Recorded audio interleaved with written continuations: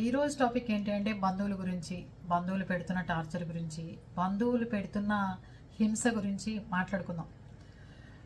సంజయ్ గారని ఆవిడ తాడేపల్లిగూడ నుంచి రాస్తున్నారు, మనకు మెయిల్ పెట్టారు. మేడం, మా ఇంట్లో నేను ఎంత సర్దుకుపోదాం, ఎంత మంచితనంగా ఉందామన్నా అవతల వాళ్ళు ఎందుకంత మూర్ఖత్వంగా ఉంటారు, ఎందుకంత ఒక్క మనిషిని ఎప్పుడు ఒంటరిని చేస్తారు, మా కుటుంబాన్ని ఎప్పుడు వెలేస్తారు, ఎందుకని వాళ్ళ ప్రతి విజయంలోనూ మేముంటాం, వాళ్ళకి ఏ సహాయం చేయాలన్నా మేముంటాం, వాళ్ళ ఇంట్లో పెళ్ళైనా మేమే ముందుండి అన్నీ జరిపిస్తాం, వాళ్ళ ఇంట్లో ఆఖరికి మా మరిది చనిపోయినా కూడా 10 రోజుల పాటు 15 రోజుల పాటు నేను నా పిల్లలు అందరం కలిసి వెళ్ళి కుక్క చాకరీ చేసి వచ్చాం. కనీసం మా మదర్ చనిపోతే చూడటానికి రాకపోగా, కనీసం మా ఫాదర్ని పలకరించడానికి కూడా రాకపోగా తాడేపల్లిగూడెంలో ఈరోజు అందరూ నీతులు చెప్తున్నారు. మేడం, ఇంటికి పెద్ద కోడలు మా అమ్మ, అందరికీ పెళ్ళిళ్ళు చేసింది, అందరికీ ఒడుగులు చేసింది, అందరి పెళ్ళిళ్ళకి దగ్గరుండి మా నాన్నగారు మా అమ్మగారు అన్నీ చేశారు. కానీ అంతేకాకుండా బాబాయ్ చనిపోతే దగ్గరుండి ఆయన పిల్లలు మొత్తం భుజాన వేసుకుని మొత్తం చేసుకొచ్చారు. తండ్రి లేని పిల్ల ఎక్కడ అనాథ అవుతుందని అనుకుంటారు జనాలు అని చెప్పి మాకెంత అన్యాయం జరుగుతున్నా, మాకెంత అవమానం జరిగినా దగ్గరుండి ఆ పిల్లకి పెళ్లి చేసి వచ్చాం. కానీ ఎప్పుడు చూసినా నిందలు వేయటం, మా నాన్నగారి మీద మాట్లాడటం చాలా దారుణంగా అనిపిస్తుంటాయి మేడం, ఇట్లాంటి బాధ కలుగుతుంటాయి. అంతేకాకుండా దుర్మార్గుల్ని దుష్టుల్ని నమ్మి ఎంతసేపు వాళ్ళకే ఎక్కువ వంత పాలుతూ ఉంటారు. ఎంత మంచితనంగా, ఎంత ఇదిగా ఫ్యామిలీని పైకి తీసుకురావాలి అందరినీ అని చెప్పి అనుకున్నా మన విషయంలో ఎప్పుడు రాంగే జరుగుతుంది మేడం అని పెట్టారు ఆవిడ. అంతేకాకుండా ఇంకోటి చెప్పారు, ఏదైతే మాకు వారసత్వంగా వచ్చిన భూములు ఉన్నాయో అవి అమ్మటమే కాకుండా అది మా మా సంతకాలు లేకుండా ఎలా అమ్ముతారు మీరు అని చెప్పి మేము కోర్టుకు వేసినందుకు ఈరోజు మా మేనత్త ఆవిడకి ఒకసారి నాకు ఆస్తిలో వాటా ఉందని లాయర్ నోటీస్ ఇచ్చింది.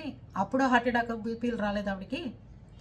ఇంకో బాబాయ్ కూతురు కూడా నాకు నువ్వు తీసుకున్న డబ్బులకి రిజిస్ట్రేషన్ చెయ్యి అని చెప్పి నోటీసులు ఇచ్చింది. అప్పుడు ఆవిడకి బీపీ రాలేదు, హార్ట్ అటాక్ రాలేదు. మా సంతకం లేకుండా భూములు ఎలా అమ్ముతారు, మనం పర్మిషన్ లేకుండా భూములు ఎలా అమ్ముతారు, ఎవరు వాటా ఏంటో తెలియకుండా ఎలా భూములు అమ్ముతారని చెప్పి నోటీసులు ఇచ్చినందుకు గాను మా అమ్మని బతకనివ్వండి అక్క, మమ్మల్ని బతకనివ్వండి, మా నాన్న కూడా లేడు, మమ్మల్ని కూడా చంపేస్తారా అని వాళ్ళ కూతురు నాకే ఫోన్ చేసి క్వశ్చన్ చేస్తుందండి. మరి ఇదే మాట తక్కిన వాళ్ళని అడగలేదు ఎందుకని ఆ కోర్టు నోటీసులు వచ్చినప్పుడు? అంటే మేమంత చేతగాని వాళ్ళ కనిపిస్తున్నామా, మేమంత అమాయకులుగా కనిపిస్తున్నామా, ఏంటి వీళ్ళ ఉద్దేశాలు? ఇంకోటి, నేను మా బాబాయ్ కూతురికి నా అంతా నేను మా బాబాయ్ పిన్నికి చేశాను, పిన్ని నువ్వు ఉంచుకో నోటీసు, కూతురు పేరు తీసేద్దాము, ఆ పిల్ల తిరగలేదు ఏదన్నా అని చెప్పి చెప్దామని ఫోన్ చేస్తే వాళ్ళ కూతురు ఫోన్ తీసుకుని, ఇలాగైనా మీరు చేసే పనులు, మా అమ్మ హాస్పిటల్ చేరింది, మా అమ్మ మీ మూలంగానే హాస్పిటల్ పాలైంది, మీ మూలంగానే మా అమ్మ ఏడుస్తోంది అంటే, అంతకుముందు 2 లాయర్ నోటీసులు వచ్చినప్పుడు ఎడవంది, ఈ నోటీసు వచ్చినప్పుడు ఎడవడం ఏంటి? అడిగేవాళ్ళు లేకే కదా ఇదంతా. అంతకుముందు 2 లాయర్ నోటీసులు ఇచ్చినప్పుడు ఎడవని దానివి ఈ నోటీస్ ఇచ్చినప్పుడు ఎడవడం ఎందుకు? ఊరంతా అల్లరి చేయడం ఎందుకు?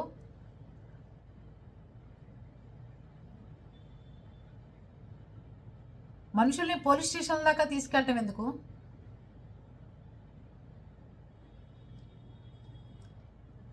అంతేకాకుండా మా అమ్మ మీ మూలంగా హాస్పిటల్లో చేరిందక్క అన్నప్పుడు దేనికి చేరిందా అని బీపీ తక్కువైందా అంటే డెంగ్యూ జ్వరాలు కూడా వస్తాయా ఏంటి?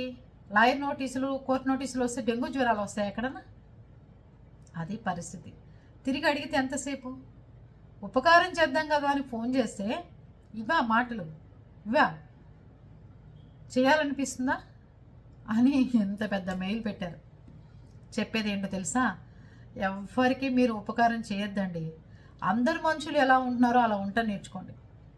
అంతేగాని ఒక ఫ్యామిలీని టార్గెట్ చేయటం, ఆ ఫ్యామిలీ పైకి వస్తే చూడలేకపోవటం, ఎప్పుడు ఏదో ఒక మాట అనాలనిపించటం, ఆ మనుషులు చిత్రవదలు చేయటం, తిట్టారని చెప్పి లేనిపోయిన మాటలు మాట్లాడటం, కల్పించటం, ఇవన్నీ జరుగుతుంటే అవతల వాళ్ళు కూడా కల్పిస్తే ఎంతసేపు పడుతుంది చెప్పండి. వాళ్ళు గనక పూనుకుని మీరు అన్న మాటలు కూడా మీరు కూడా తిట్టారు అని చెప్పి మాట్లాడటం మొదలు పెడితే, తిట్టినవన్నీ బయట పెడితే ఎక్కడి నుంచి వస్తాయి చెప్పండి. దుష్టులతో చేరి చేతులు కలిపి ఒక పోలీస్ స్టేషన్లలో లాయర్ల దగ్గర, ఊర్లో వాళ్ళ దగ్గర, వీళ్ళ దగ్గర పరువులు తీస్తున్నది బయట పెట్టామనుకోండి, ఎక్కడుంటారు వీళ్ళంతా చెప్పండి. మన ముందు పుట్టి, మన ముందు పెరిగి, మన మన మన అవసరాలు వాడుకుని ప్రతి దాంట్లోనూ మనం ఉండి ఈరోజు బయటకు వచ్చి మా అమ్మ చావుకి మీరు కారణం అవుతారా, మా అమ్మ హాస్పిటల్లో చేరింది మీరు కారణం అవుతారంటే వాళ్ళ అమ్మ చేరింది డెంగ్యూ ఫీవర్ వచ్చి, అంతేగాని నోటీస్ రావడం వల్ల కాదు. వాళ్ళిద్దరు ఇచ్చినప్పుడు లాయర్ నోటీసులు బాధ కలగంది, యువతల వాళ్ళు ఇవ్వంగానే వచ్చేసింది ఎందుకని? అది పరిస్థితి. ఎంత ఎదుటి వాళ్ళు ఎక్కేస్తే మాత్రం కొంతమందికి బుద్ధి జ్ఞానం అనేది ఎడవాలండి. వాళ్ళు చెప్తుంది నిజమా అబద్ధమా, మనం ఏం చేస్తున్నాం, మనం ఎలా ఉంటున్నాం, ఎలా ప్రవర్తిస్తున్నాం, కూర్చోవాలి, పరిష్కరించుకోవాలి. చేసుకోనన్నప్పుడు 10 ఏళ్ల పాటు కోర్టులో తేలేదాకా మెదలకుండా ఉండాలి ఎవరి దారిని వాళ్ళు, అంతే కదా. తేలినప్పటికి తేలుతాయి. ఇప్పుడు కంగారే ఉంది. నోటీస్ పంపించినంత మాత్రాన వెయిట్ చేసి మొత్తుకుని అందరినీ యాగి చేసేసి రోడ్ల మీద పడేస్తే ఏమంటారు? చాలామంది విషయాల్లో వాళ్ళ పిల్లల పెళ్ళిళ్ళు కాకుండా చేయటం, వాళ్ళ పిల్లలకి ఆకాశరామాన్ని ఉత్తరాలు రాయటం. ఇంతకుముందు రోజుల్లో ఆవిడ చెప్తుంది ఇదే, మంచి సంబంధాలు వచ్చాయని చెప్పి ఆకాశరామాన్ని ఉత్తరాలు రాయటం, పెళ్ళిళ్ళు చెడగొట్టడం, పెళ్ళిళ్ళు జరగకుండా చూడటం, డబ్బులు తేకపోవడం, వాళ్ళ డబ్బే వాళ్ళ దగ్గర దాచుకున్నా కూడా ఇవ్వకపోవడం, అవసరానికి ఉపయోగపడతాయని చెప్పి ఇచ్చిన డబ్బులు ఇవ్వకపోవడం, తిరిగి నిందలేయటం, ఒక మనిషిని టార్గెట్ చేయటం. ఇంటికి నలుగురు తోడుకోళ్ళు ఉన్నప్పుడు ముగ్గురు బాగానే ఉన్నారు, ఒక ఆవిడ్ని మాత్రం ఆవిడ మొగుడిని, ఆవిడ పిల్లల్ని టార్గెట్ చేయటం. ఆవిడ చచ్చిపోయేదాకా హింసించారు, ఆవిడ చచ్చిపోయింది. దాని తర్వాత ఇంకా ఆయన పెద్ద ఆయన బతుకున్నాడు, ఇంకా ఆయన్ని కూడా చంపేస్తే ప్రాణానికి హాయిగా ఉంటుంది అనుకుంటున్నారు. కానీ పిల్లలు ఊరుకోరు కదా. పిల్లలు ఊరుకుంటారా? దుష్టులు ఎంత మనుషుల్ని అంటుంటే అంత ఆయుష్ పెరుగుతుంటుందండి. మీరు ఎవరో ఫీల్ కామాకండి. బంధువులు ఏదో మన అనేస్తున్నారు, మన ఆడిపోసుకుంటున్నారు, మనం వాళ్ళ నోట్లో నాంతున్నాం అని అనుకుంటున్నారు. మీరు మీ వైపు మంచితనం మంచి ఉన్నంతకాలం దుష్టులకి దూరంగా ఉండాలి అంటారు. కాదు, దుష్టులు నోట్లోనే ఉంటే మనకు అంత ఆయుష్ పెరుగుతూ ఉంటుంది. అర్థమవుతుందా? లేకపోతే ఇలాంటి లక్షణాలు, ఇలాంటి మనుషులు, ఇలాంటి ఇదే ఉంటుంటాయి. అన్నీ ఇలాగే ఉంటుంటారు మనుషులంతా. అది ఎంత అండి, ఒక మనిషిని ఒక పెళ్లి చేసుకుంటే ఓర్చుకోలేరు, ఒక పిల్లాడికి ఉద్యోగం వస్తే ఓర్చుకోలేరు, ఒక ఇల్లు కట్టుకుంటే ఓర్చుకోలేరు, కనీసం భార్య చచ్చిపోతే పలకరించడానికి రాని దుర్మార్గులు వీళ్ళు మాట్లాడేంతటి వాళ్ళ సిగ్గు సరాలు లేకుండా. ఆవిడ తల్లి చనిపోతే పలకరించడానికి రాలేదు వీళ్ళు మాట్లాడేంతటి వాళ్ళ కాళ్ళ ఎదురుకుండా నుంచుని.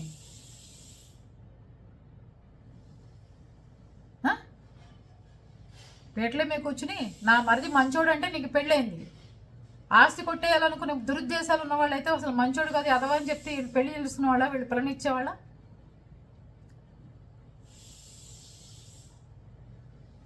ఎకరాలు ఆస్తులు తీసుకుని, ఆస్తులు అమ్మేసుకుని, ఈ రోజు వచ్చి ఎవరికి పడితే ఆడికి అమ్మేసి, ఎవరి ఇష్టం వచ్చినట్టు అడిగి చేసుకుని, ఎవరికి పడితే వాడి కుటుంబాల్లో ఒకరికొకరు సంబంధం లేకుండా చేసుకుని, ఈరోజు బంధువులంటే మాకు ఇష్టం లేదు, మమ్మల్ని హింసిస్తున్నారు, మమ్మల్ని బాధ పెడుతున్నారు, వాళ్ళు మన్ని హింసించి మన్నం బాధ పెడుతున్నారు అంటారు ఏంటంటే అని అడుగుతున్నారు ఆవిడ. ఇలా మీ విషయాల్లో కూడా జరిగినాయా? ఎవరైనా హింసించారా? తాడేపల్లిగూడెంలో ఉన్న మన ఫాలోవర్కి న్యాయం చేసే విధంగా కామెంట్ పెట్టండి, ఆవిడకి గుండె ధైర్యంగా ఉండే విధంగా కామెంట్ పెట్టండి. అనని మాటలు అన్నారని పుట్టించడాలు, పోలీస్ స్టేషన్ దాకా తీసుకెళ్ళి పోలీస్ స్టేషన్లో పెట్టించడాలు, పీట్ల మీద కూర్చుని పెళ్ళిళ్ళు చేసి, పీట్ల మీద కూర్చుని అన్నీ చేసి, వాళ్ళకి ప్రతి విషయంలోనూ అన్నీ చేసుకొచ్చిన మనిషిని ఈరోజు వేలెత్తి చూపించే విధంగా మాట్లాడటం అనేది ఎంతవరకు కరెక్ట్ అంటారు?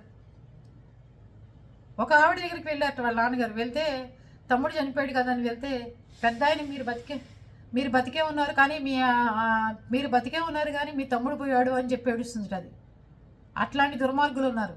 కళ్ళు ఊరికే పోవండి, ఇట్లాంటి వాళ్ళకి పాపాత్మలకే కళ్ళు పోతుంటాయి ఎట్లాగే ఇలాంటి మాటలు మాట్లాడితేనే.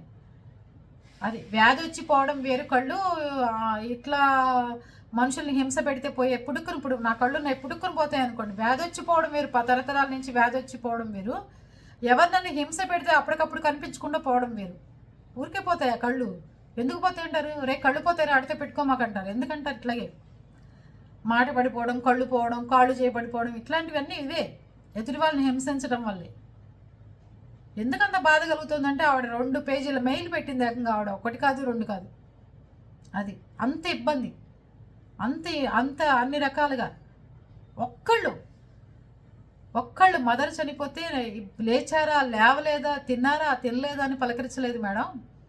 అందరూ అమ్మ వాళ్ళ నాన్నగారి వల్ల స్వలాభం పొందిన వాళ్ళు, వాళ్ళ వల్లే పైకొచ్చిన వాళ్ళు, వాళ్ళ వల్లే బతికిన వాళ్ళు, కానీ ఒక్కళ్ళు పలకరించడానికి రాలేదు. ఈరోజు గుమ్మంలోకి వచ్చేస్తాం, ఆస్తులు తేల్చేసేయండి అని అడుగుతారు. సిగ్గు శరాలు లేకుండా అని అడుగుతాం. రండి తేల్చుకుందాం కోర్టులోనే, ఎన్నాళ్ళు పడితే అన్నాళ్ళే పడుతుంది అని చెప్పి మేము చెప్పామండి అంటున్నారు. మీరందరూ ఏమంటారు? మీకు కూడా ఉన్నారు ఇలాంటి బంధువులు? బాబోయ్, ఇలాంటివి చూస్తున్నప్పుడు చాలా ఆశ్చర్యంగాను చాలా బాధగాను అనిపిస్తుంటాయి. కానీ పాపం ఆవిడకి తాడేపల్లిగూడెంలో ఉన్న మన ఫాలోవర్కి న్యాయం జరిగే విధంగా కామెంట్ పెట్టండి. గుండె ధైర్యంగా ఉండాలని మాత్రం పెట్టండి. ఓకేనా?